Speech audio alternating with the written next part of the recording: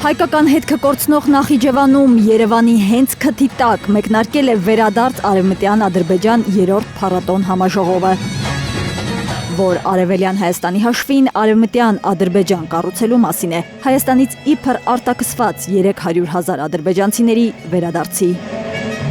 Դա fake մտածածին հորինովի թեմա է։ Հայաստանի վարչապետը մեկ կեղծ է անվանում 300,000 ադրբեջանցիների վերադարձի թեման, մեկ ընդունում, որ կա նման խոսույթ հենց Ադրբեջանում։ Ես ասում եմ, քանի դեռ ազգային ժողովում ընդդիմությունը դրոշները դրած պահում է, այդ բերելու այդպիսի արձագանքներ եւ դա կապ չունի իրական կյանքի հետ։ Ինչպես թե կապ չունի իրական կյանքի հետ, հակադարձում է ադրբեջանագետ Արման Բադալյանը։ Դա պետականորեն իրականացվող է, այդ գումարները երկնքից չեն իջնում։ Բադալյանը հիշեցնում է, վերադարձ Արևմտյան Ադրբեջան փառատոնը կազմակերպվում է Նախիջևանում Ադրբեջանի նախագահի, գիտության եւ կրթության նախարարության, Նախիջևանի պետհամալսարանի եւ Արևմտյան Ադրբեջանի համայնքի հովանու ներքո։ Այսինքն պետությունն է իր ամբողջ ռեսուրսով։ Ադրբեջանն էլ այն պետությունն է, որ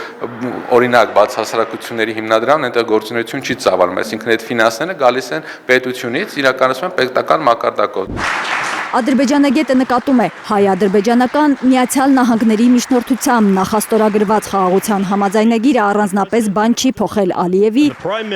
Արևելյան Հայաստանի տարածքներում Արևմտյան Ադրբեջանի ձևաչափով հաստատվելու հարցում։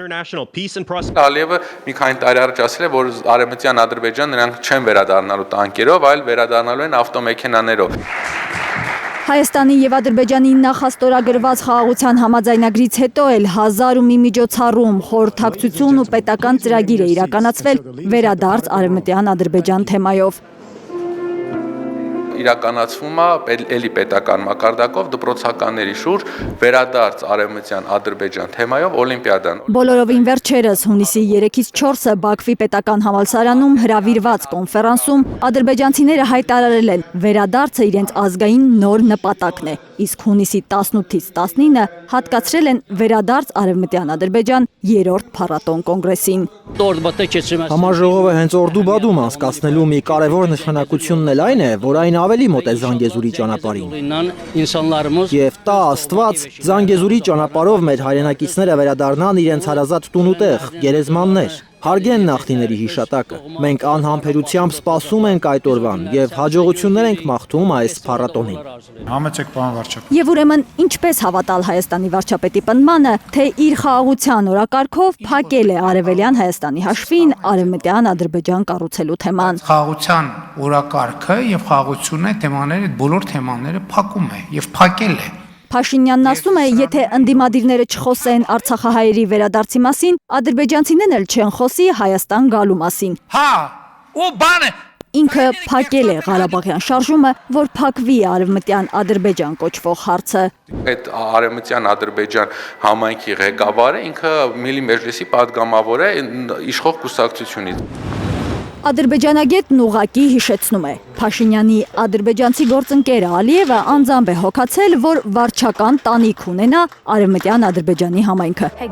2022 թվականի դեկտեմբերի 24-ին շենքի բացման արարողությանը մասնակցելով Ալիևն ասել է, որ շինությունը իր հանձնարարությամբ է կառուցվել, նախատեսված էր Ղարաբաղից տեղահանված կազմակերպությունների համար։ Հիմա այնտեղ կլինի Արևմտյան Ադրբեջանի համայնքը։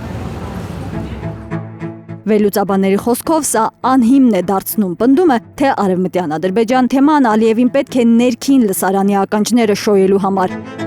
Ճիշտ հակառակն է, ասում են մասնագետները, ադրբեջանցիները Ղարաբաղը իրենցով են արել, հերթը Հայաստանինն է։ Էլի մեզ քշել են, ցեղասպանել են, մենք պետք է վերադառնանք, հայերը վատն են։ Այս օրերին ընթացող փառատոն համաժողովին Ադրբեջանի նախագահն անձամբ ներկա չէ։ Նախիջևանում նրա լիազոր ներկայացուցիչ Ջեյհուն Ջալիլովն է հիշեցրել։ Արևմտյան Ադրբեջանի թեման Ադրբեջանի ազգային ինքնության եւ պատմական հիշողության կարևոր բաղադրիչներից է։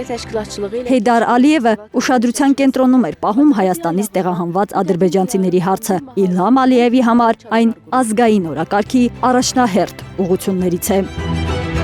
Արփիշ Քեսյան, Հենրիկ Համազեսպյան, Անի Ղանդիլյան, Հայլուր։